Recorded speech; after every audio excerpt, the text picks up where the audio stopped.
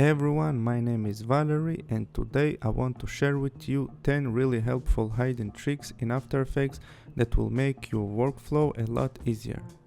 We will cover some useful tricks for motion graphics project and video editing. So let's get started.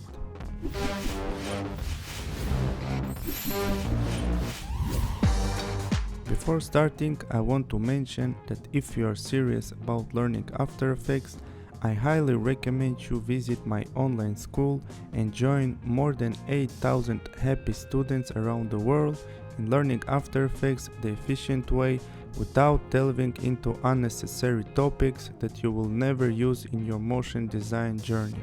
There is a huge discount on my motion bundle deal, which gives you a lifetime access to all my premium courses, taking you from an absolute beginner to advanced in no time. You will also get an access to our community in which you can participate in challenges with cash prizes. You will also get more than 80 project files containing unique animated scenes ready for use in your projects, saving you time in creating common scenes in After Effects. And the cherry on top, you will get a one-on-one private lesson with me to ask me anything you need along your journey. So make sure to check it out, the link is in the description. Alright, so the first trick I want to show you is how you can easily create a transition or a bumper for your scene, focusing on how to end the animation with a transparent background. So the first layer that I got here is an Illustrator layer that I converted to a 3D layer and animated the scale and the Z-axis of the position property. Then I added some basic text reveal animation using a position animator and a mask. Finally, I got 3 spheres with a simple scale up animation. Now let's say I want to create an animated bumper for this sequence so I can use it in my projects to switch between scenes. The fastest way to do it is by using a blending mode function. First, I'll duplicate one of the spheres to use it as a mask that will help me finish the scene with a transparent background. Then I'll click here to see the blending modes and choose the silhouette alpha option. Now, as you can see, I got a hole in the scene created by the sphere I just duplicated.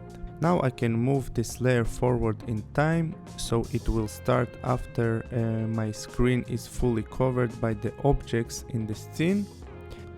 So now everything below this layer will be masked by the shape of the sphere. So now if we want the text to be affected by the sphere as well, all we need to do is bring the sphere above it. Then all I need to do is find the perfect timing in the animation for the sphere to start animating and end the scene. So now you can render it and use it in your projects. Let me show you how. First, make sure to finish the timeline at the end of the animation to avoid rendering unnecessary parts. Then go to composition and choose add to render queue. Now choose to render it as a QuickTime file. In formats options, make sure it's set to animation. And finally, in channels, choose RGB plus alpha to render it with a transparent background. Then choose where to render it. And after the render is finished, you can use it in your project. Let me create a test composition real quick so I can show you how.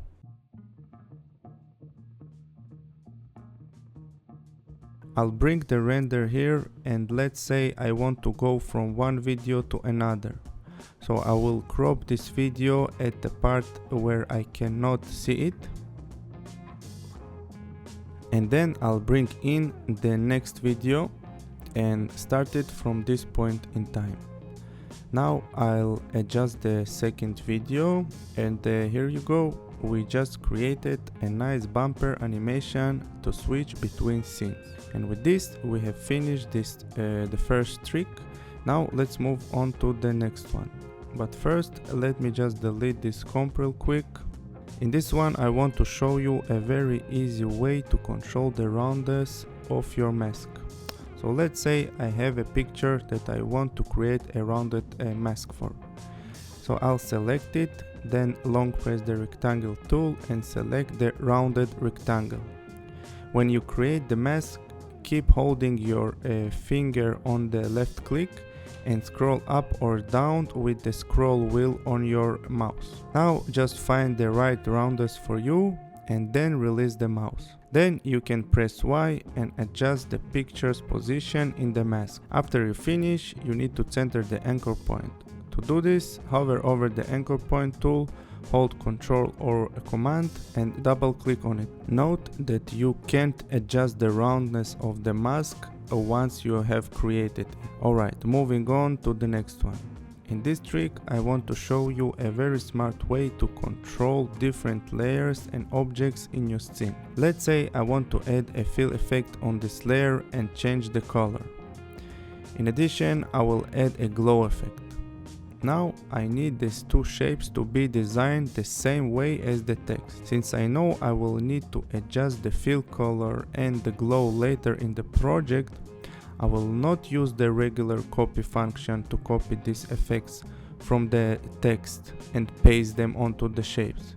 Instead, I will use the copy with property links function. Here is the shortcut for this action. Now I will select the shapes and hit Ctrl V to paste the effects. As you can see, all the properties here are marked in red, meaning they are all connected with an expression to the layer from which we copied these effects. That means that if I change the fill color of the text, the fill color of the shapes will be adjusted automatically. The same goes for the glow effect, of course. This function works not only with effects but with every property in After Effects.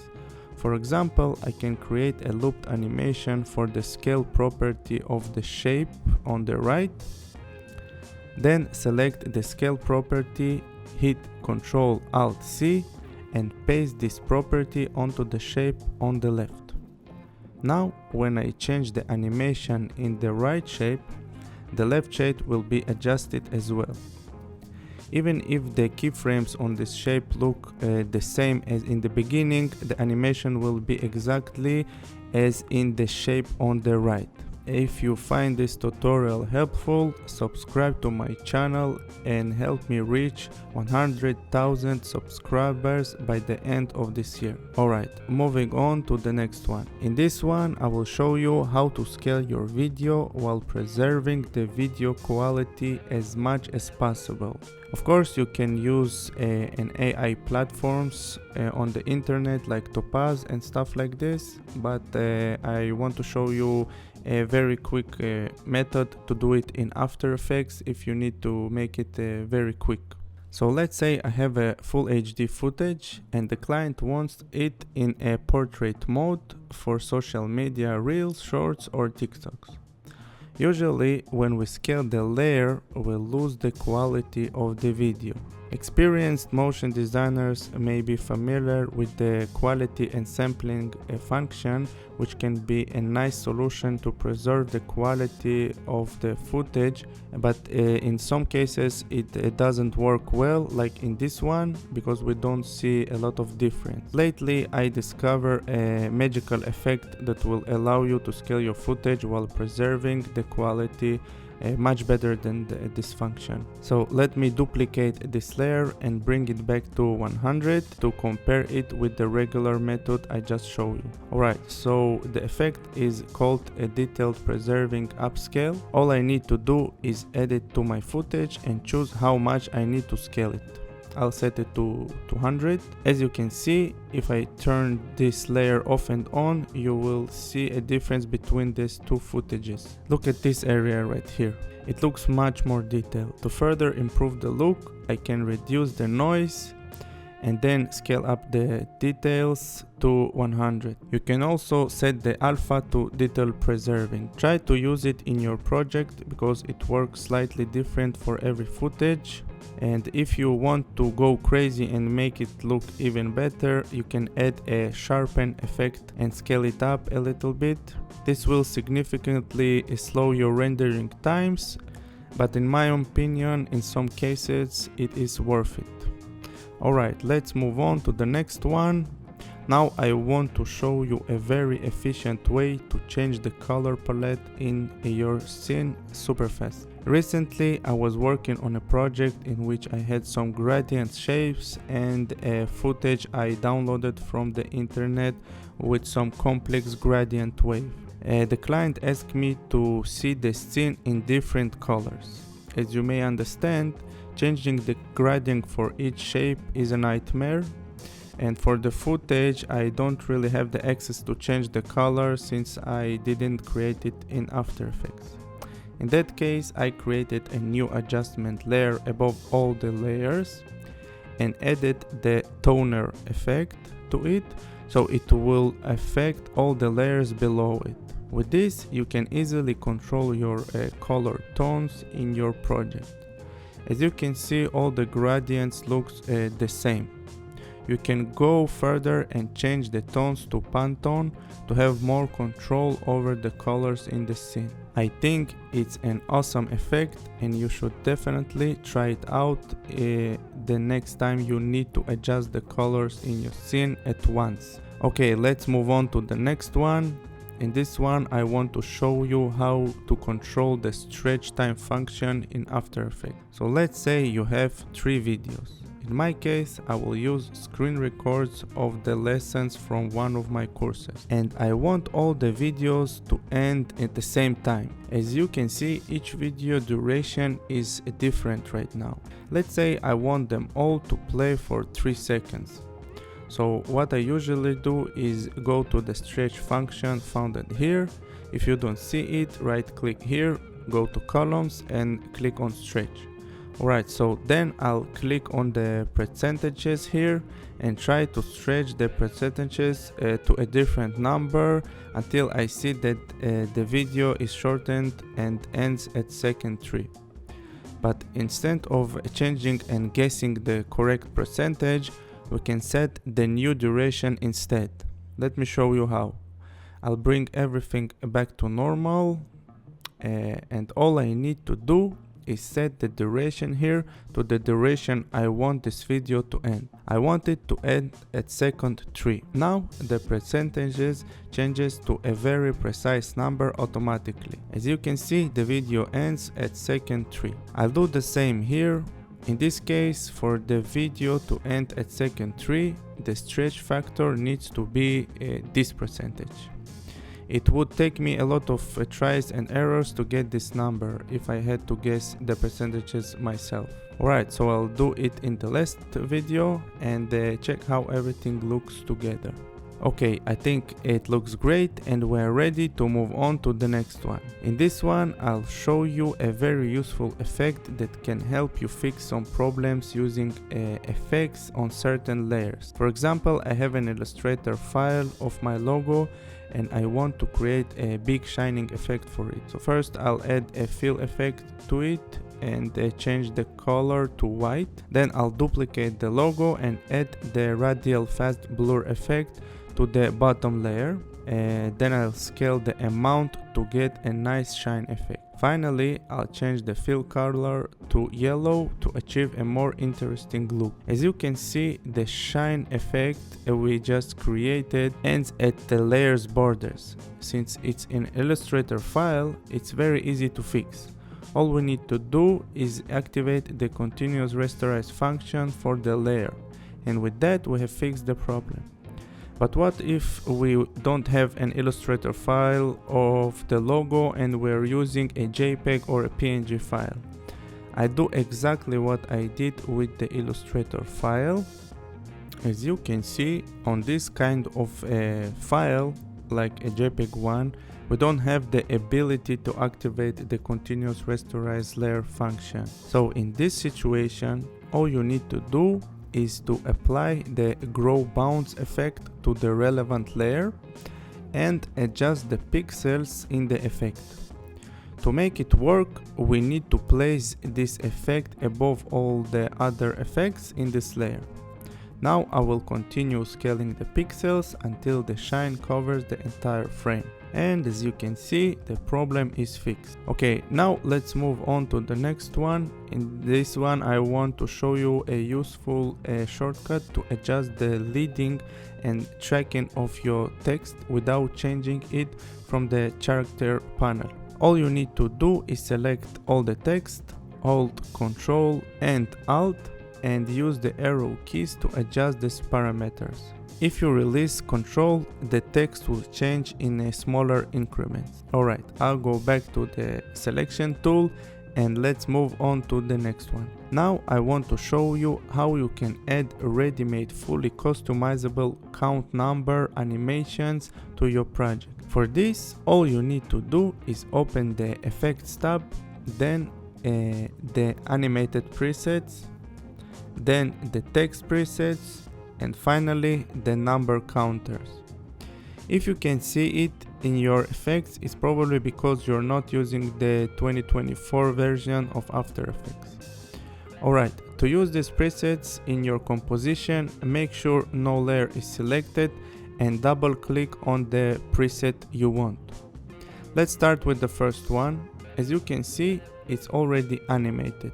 If I press a U to see the keyframe on this layer, we'll see that we already have some keyframes here. And to adjust it, you need to stay on the keyframe you want to change and adjust the animated value of this preset to any other number you need. There are many different and useful customizations in this preset, so play around with it as you want. Alright, let me move this one up here and let's check the second one. One very important note about using the presets is that the animation will start from the point where the time indicator is placed when you created the preset.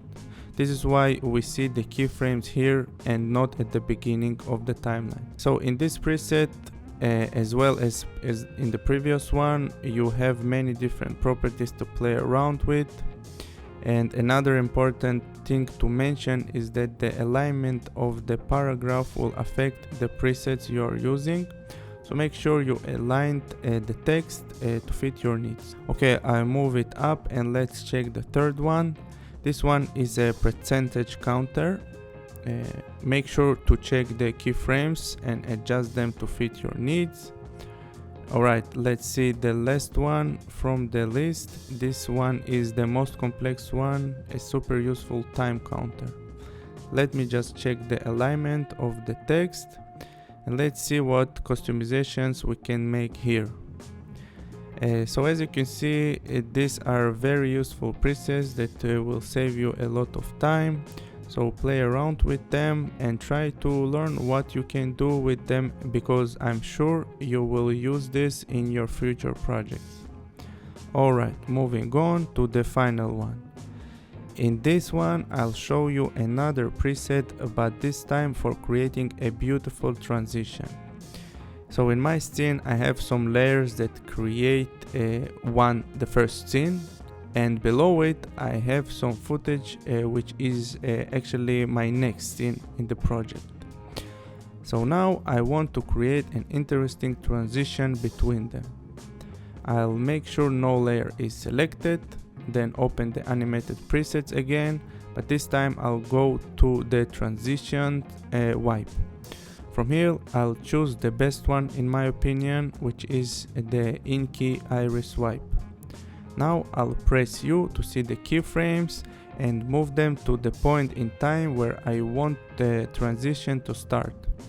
As we learned in the first trick at the beginning of this tutorial, I can use this layer as a mask for all the layers below it by changing the blending mode to silhouette alpha. However, the problem is that the video is affected by the mask as well, so in this case I'll crop the mask layer to the end of the animation, and then I'll pre-compose all the layers that belong to the first scene. And let's give it a name and make sure both are selected and hit OK.